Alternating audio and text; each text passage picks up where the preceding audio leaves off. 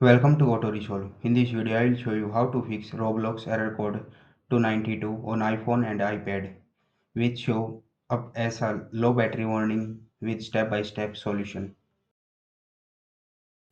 Fix 1. Close background apps. Step 1. Double tap the home button or swipe up and pause on devices without a home button to open the app switcher.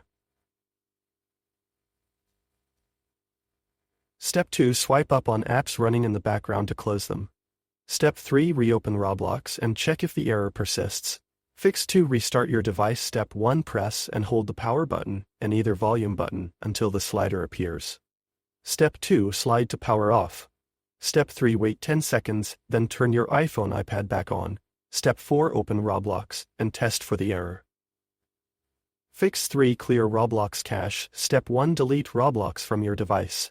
Step 2. Reinstall it from the App Store. Step 3. Log back in and check if the low memory warning disappears.